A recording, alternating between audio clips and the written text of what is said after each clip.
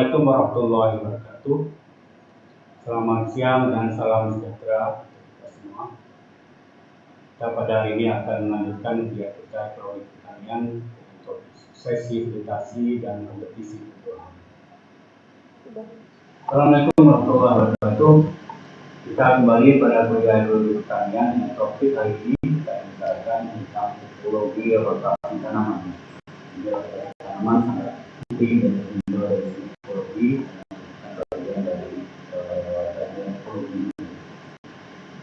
Setelah mengikuti kuliah ini, diharapkan mahasiswa dapat menjelaskan apa maksud dengan konsep ekologi rotasi tanaman. Diharapkan mahasiswa dapat menjelaskan ekologi lanskap dari ekologi. Kita kembali pada konsep awal, yaitu rotasi lendis. Ini merupakan rotasi daripada konsep suksesi, di mana ladang berbeda dimulai dari hitam menuju bakar, dengan air yang dibiarkan menjadi lipat, menggunakan sama-sama menjadi semua. Ini adalah rotasi juga sebetulnya, tapi dia lebih ke arah rotasi lendis. Dan hari ini kita akan membicarakan selanjutnya adalah tentang rotasi tanaman musim ya dalam satu tahun. Kalau tadi kita waktu rotasi lendisnya 100 tahun atau 20 tahun, kalau ini setahun. Kasih tanaman pangan misalnya crop rotation adalah pola urutan pergantian penanaman jenis tanaman dalam satu periode setahun. Tanam pangan dalam satu tahun, tanam padi, jagung, kemudian kedelai, dan berikutnya mungkin akan kembali lagi padi, jagung, kedelai, atau dia ganti padi, jagung, singkong. Itu adalah rotasi tanaman. Ini gambarnya dari pertama dari padi, gambar, kemudian selesai padi, musim hujannya sudah kurang, kalau dia misalnya sawah maka kurang air, maka dia nanam jagung, ya. Masukkan irigasinya, dari jagungnya sudah mau panen, jagungnya itu dia sudah menanam lagi kedelai, ya. Jadi jagungnya untuk panen saja, kedelainya sudah jadi kemudian ini airnya maksudnya apa? Supaya air hujannya cukup. Itu jagungnya sudah mau panen, dia sudah menjual. Ini adalah contoh rotasi dalam musim. Berikutnya pola tanam. Ada konsep lain yaitu pola tanam atau dan indeks pertanaman. Pola tanam ini kalau disebut misalnya padi dalam setahun. Kalau tanam indeks pertanamannya 3, ini dia padi berarti 3. Atau misalnya padi, jagung, kedelai itu pada daerah yang kurang air, bisa dengan padi pola tanamnya, tapi terus padi dengan pola hijau. Bisa itunya 3 tetapi ganti ya, padi, jagung, kedelai.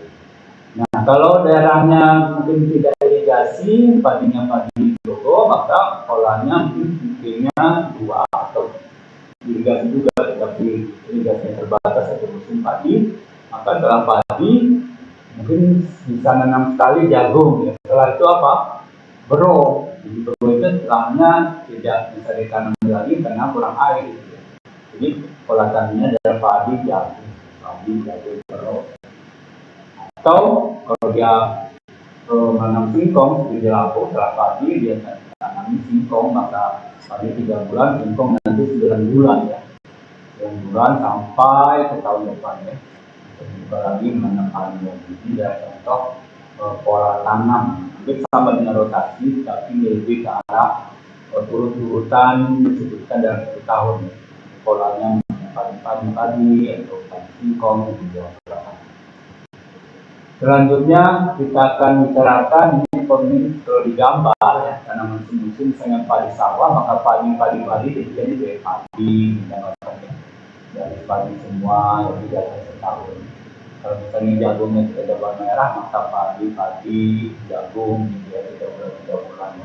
Atau kalau kedelainya kita gambar biru itu padi hitam, padi, jagung, setahun, gitu, ya. Tahun. Ini pada tanaman musim yang di sawah. Ingat loh, yang terakhir itu jambu dan kedelai ini karena kondisi airnya tidak kurang, tidak bisa ditanam padi pada pola tanam pertama. Karena itu airnya cukup, tidak bisa 3 kali. Baik, kita lihat slide berikutnya.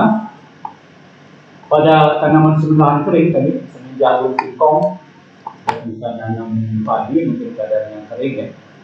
Maksudnya tidak cukup kalau misalnya nanam padi, jadi nanam jagung, dan belum selesai jagung sudah disisipkan singkong. Jadi jagungnya itu masih di lahan, kita lihat overlap antara merah dan putih. Itu singkongnya sudah disisipkan. Supaya apa? Singkongnya bisa lebih lama di lahan, singkongnya setahun.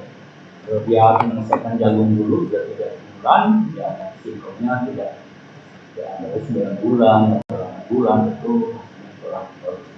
Yang nomor 2 ini padi jagung kalau bareng-bareng ya. Padi jagung ya maksudnya dipaksa ya. Atau jagung kedelai dipaksa ya. Atau ini ada sistem ini padi jagung kedelai tapi masing-masing overlapping. Dimana maksudnya belum selesai padi, itu bisa dilakukan ya. Langsung ditanam jagung. Belum selesai jagungnya, berikutnya langsung ditanam kedelai. Ini dalam rangka apa? Menghemat air. Kalau masing-masing diurutkan itu 3 bulan, 3 bulan, 3 bulan, sudah 9 bulan. Kadang-kadang curah hujan cuma ada 6 bulan. 6 bulan misalnya bisa 3 komoditas, tetapi ya dibuat ini dia overlapping begini. Sehingga totalnya cuma 6 bulan tapi dapat 3 komoditas. Baik, selanjutnya ini kalau gambar hampir sama dengan tadi. Dia menggambarkan bagaimana kalau campuran ini hijau tanamannya ya 3 kali dan ada dia overlapping ya sequence ya. Sequence bisa sequence putus-putus, bisa juga relay. Itu tadi yang overlapping. Baik, selanjutnya manfaat mengapa perlu rotasi tanaman? Yaitu satu, meningkatkan dinamika lingkungan, terutama biodinamika pada lahan, sehingga memberikan manfaat ekologi. Ya, secara ekologi memberikan manfaat, kemudian secara ekonomi dan sosial. Ini merupakan salah satu pilar dari pertanian berkelanjutan. Kemudian manfaat rotasi antara lain kalau kita definisikan, satu, memanfaatkan sumber daya secara optimal, terutama air, kemudian lahan, ya, dan tanaman dimanfaatkan secara optimal. Keadaan air yang mana yang cocok untuk tanaman tersebut, maka dipilih tanaman-tanamannya sesuai dengan keadaan air dan lahan. Kemudian memperbaiki kesehatan tanahnya menjadi lebih sehat apabila dilakukan rotasi. C, mencegah pengurasan hara, karena apa? Kalau tanaman yang berbeda, setiap jenis tanaman membutuhkan sumber hara yang berbeda. Sehingga kalau tanaman sama, maka pengurasan unsur hara juga sama.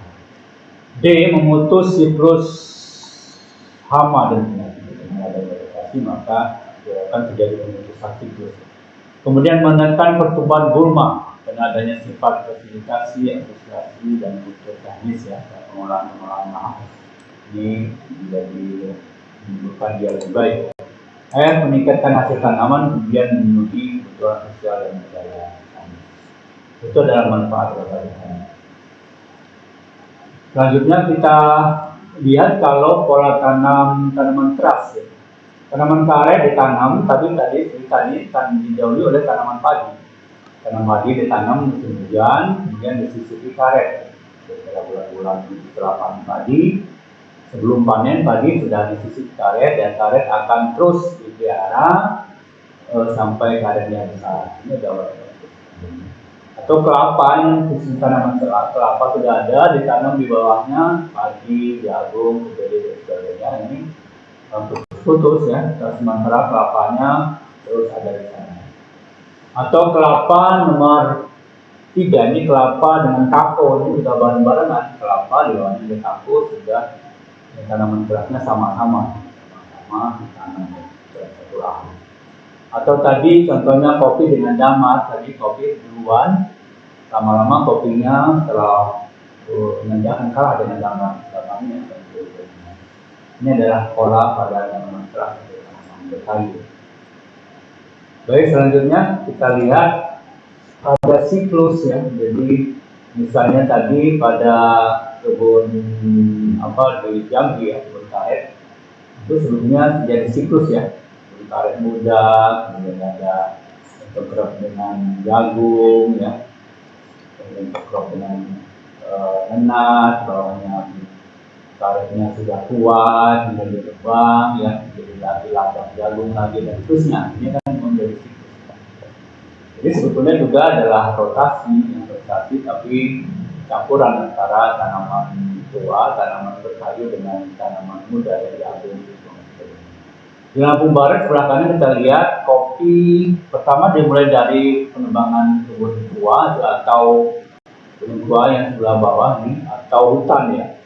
Ini ladang sayur, tanam padi, kemudian dia menggunakan bibit lokal ya, kopinya dari biji ya. Kemudian disisipkan pada ladang-ladang sayur tadi. Nah, kopi umurnya sampai 3 tahun akan mulai berbuah. Kopinya masih bisa ditanam ini sela-sela dengan sayur terutama cabai ya, cabai kecil itu juga cukup baik hasilnya. Jadi ada crop antara kopi dan sayur. Selanjutnya juga kopi dan lada. Karena apa? Kopi punya naungannya itu pohonnya ditanami lada sehingga cepat menambah lada, menjadi intercrop antara kopi dan lada. Setelah tua, ini nanti akan kembali berkembang hingga terjadi siklus pemudaan kembali. Kemudian diharapkan dengan cara demikian, kalau benar maka dia akan menjadi siklus yang berkelanjutan, maksudnya tanahnya bisa terus dimanfaatkan. Ada permajaan lahan. Baik, itu contoh untuk kebun karet dan kopi. Berikutnya kita melihat misalnya siklus pada kebun kelapa dan lada. Kelapa juga banyak di Lampung Selatan. Bawahnya ditanami jagung ya. Kemudian terus ya. Kemudian kalau sudah tua nanti kelapanya dikembang, dimulai lagi tanaman singkong dan sebagainya. Sebetulnya juga sifatnya bisa mutar ya, bisa siklus juga. Atau di Lampung Timur kita lihat kebun lada, itu lada dengan pisang, kemudian dari kebun pisang berubah-ubah ya. Kemudian dari kebun pisang jadi kebun kakao, dibuka lagi jadi kebun singkong, ditanam lagi lada. Kenapa? Karena lada ini banyak penyakitnya ya, jadi tidak begitu lama umurnya, sehingga perlu adanya siklus begini. Tapi kalau memang ladanya bisa bertahan, maka itu menjadi lebih baik ya. Kita lihat dari lada, kemudian dari pisang, kita langsung buka lagi. Selanjutnya kita lihat tadi sebagai ini ada siklus ya. Siklus antar venus atau tanah. Di atas itu ada hutannya, tapi yang sebelah kanan itu kita lihat semak belukar ini ya. Ini ada ya, jadi kebun lada, kebun kopi yang ditinggal itu menjadi bisa jadi semak. Itu dalam rangka juga karena misalnya kopinya murah, hanya pergi tidak dirawat, kemudian nanti bisa dilatang lagi, kemudian bisa jadi kopi lagi. Apakah bisa jadi hutan kembali? Apabila misalnya petani ada di hutan itu, ini akan sangat sulit ya, akan lama waktu. Selanjutnya rotasi dan perubahan sama seperti di ladang itu ada pemburuannya ya. Pemburuannya lama sekali ya. Bila itu satu tahun saja siklus ini, berarti dia ladang satu pindah ke ladang kedua, pindah ke ladang ketiga setiap tahun saja, berarti itu sudah butuh 6 tahun baru nanti kembali lagi ke ladang pertama. Tapi kalau dia misalnya di ladang pertama itu dia 2 tahun, kemudian dia pergi ke ladang kedua 2 tahun lagi, pergi ke ladang ketiga 2 tahun lagi, maka total ada 12 tahun nih. Ladang satu akan kembali diladangi, dibuka setelah 12 tahun. Ini akan cukup baik karena waktu-waktunya cukup lama, 12 tahun, jadi tidak terbentuk hutan yang tersier dan tidak.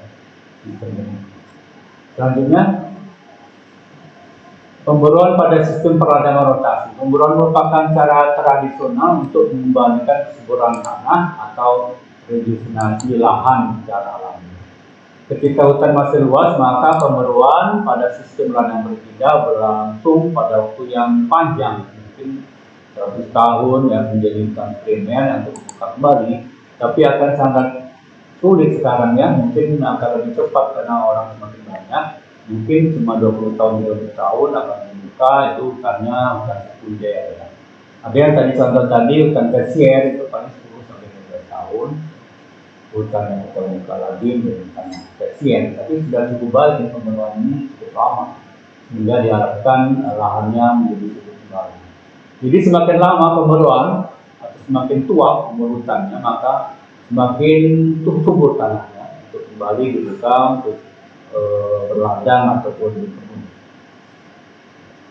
Selanjutnya ini jadi pemburuan merupakan fungsi following atau pemburuan atau improve following dan pemburuan yang ditingkatkan ya, yang berkaya.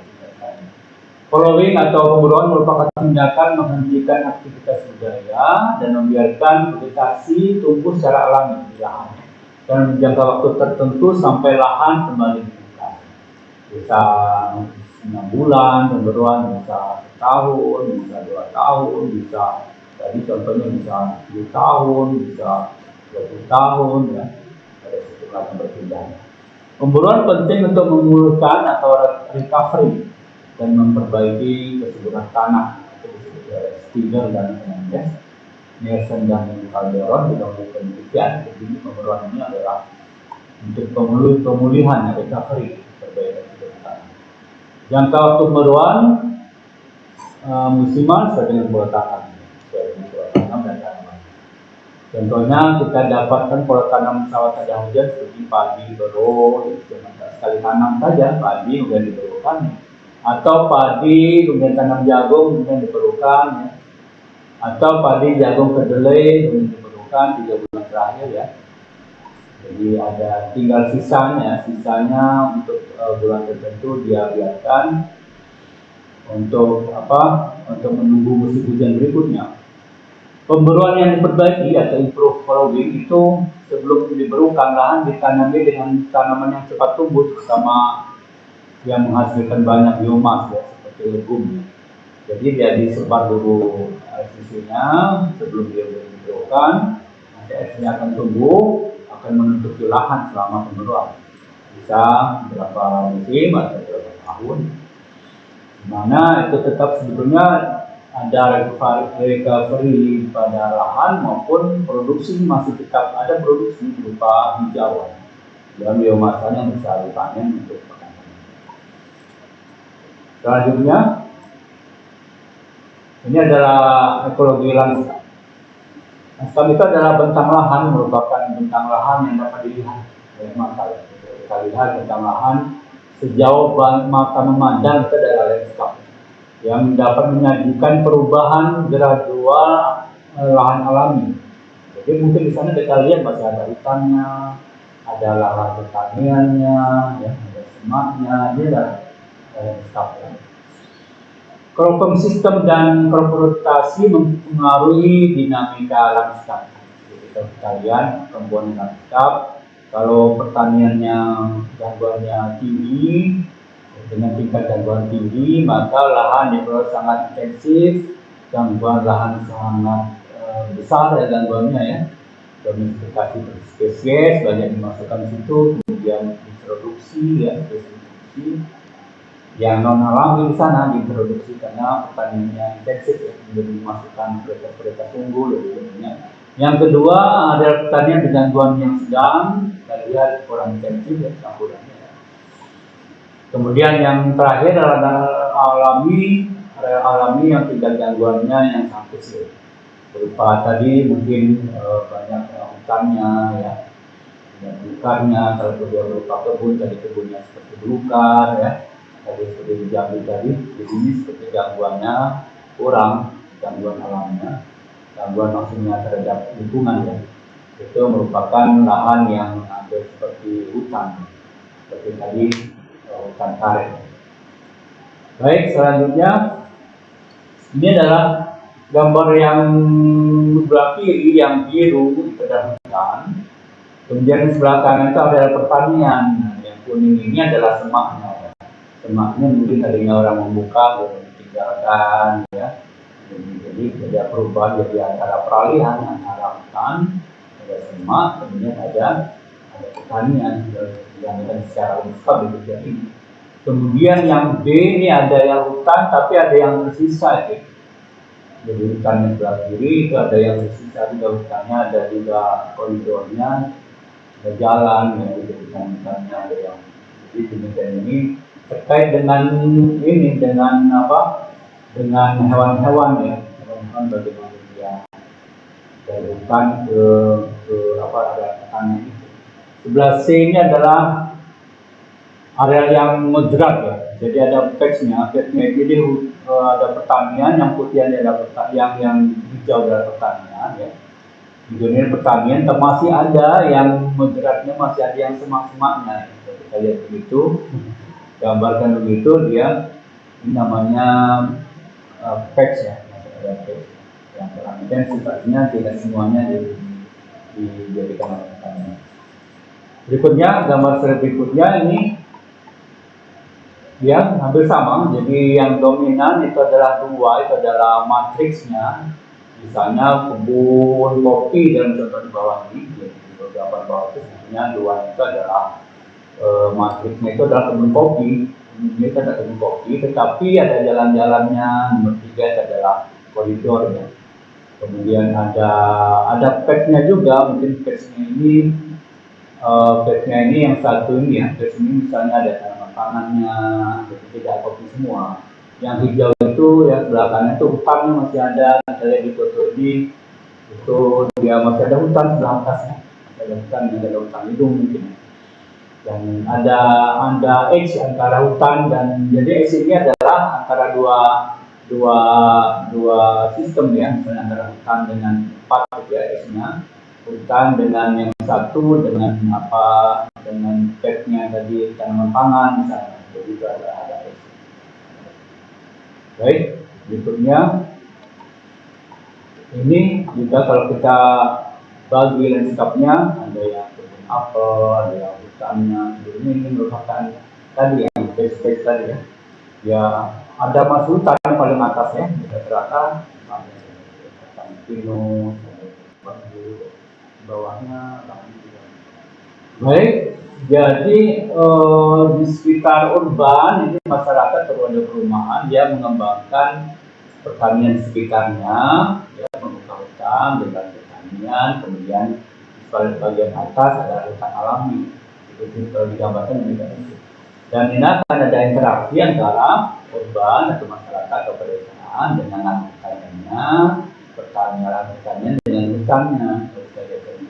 Maksudnya apabila semakin menjadi hutan, lahan hutannya semakin luas ya. Jadi lahan hutan ke kanan jadi lahan pertanian, lahan pertanian ke kanan jadi perumahan ya. Perumahan apakah bisa balik menjadi lahan pertanian? Nah, secara teori itu akan balik menjadi hutan ya. Tapi memang ada interaksi antara antara perumahan, lahan pertanian dan hutan.